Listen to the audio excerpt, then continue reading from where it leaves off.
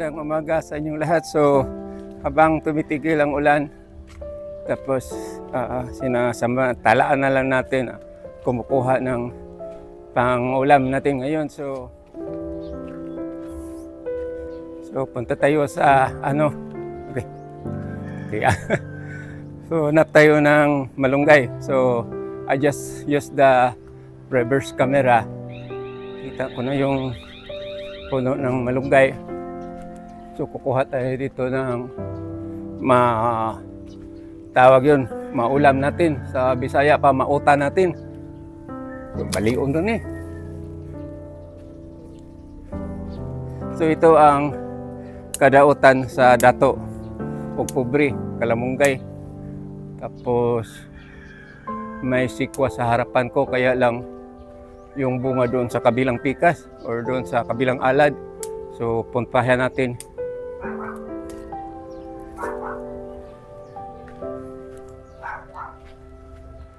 Punta ko sa kabila na naman.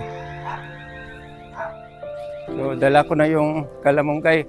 Punta naman ako doon sa kabilang bakod. Kukuha ko ng sikwa. So makita niyo sa taas, yon ang ulap. So grabe, sobrang kapal ang ulap, kaya na masaya ako kasi walang ulan.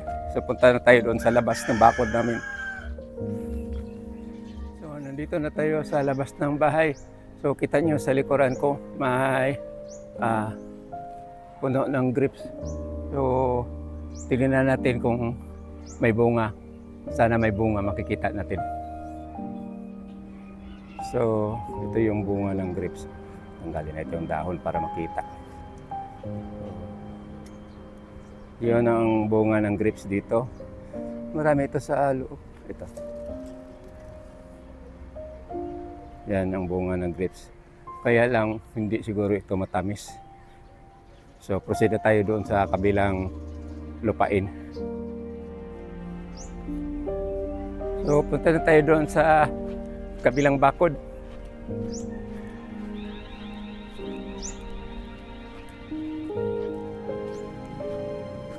So ito na yung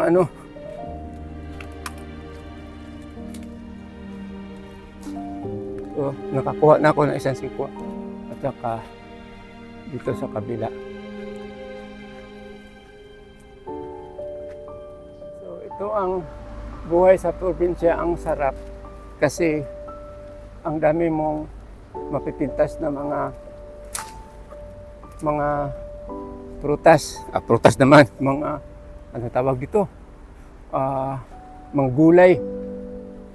Kaya napakaganda dito ang buhay namin dito sa probinsya. So kukuha din ako dito ng lemongrass para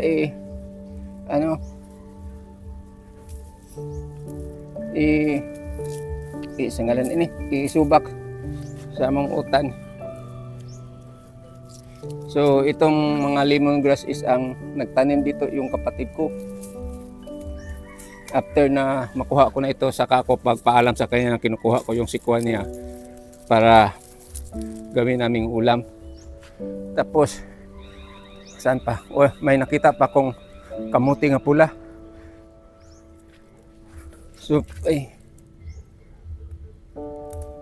kamuti nga pula pa dito. Kukuha naman ako ng mga ilang piraso para naman maging makulay itong namin, tawag yun, yung utan namin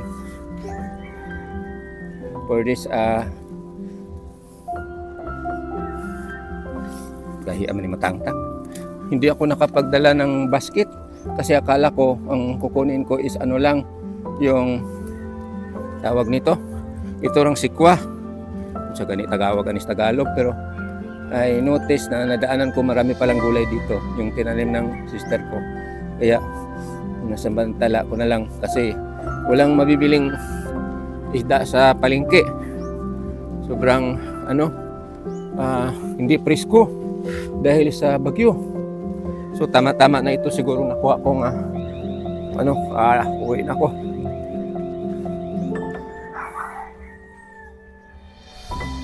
So ito ng mga dala ko, ilang piraso ng kamote, 2 sikwa,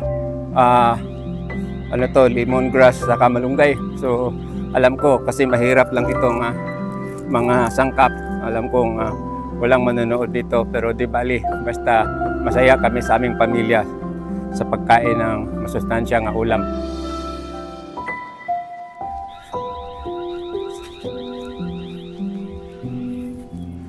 Maraming salamat pala sa panonood. Bye-bye.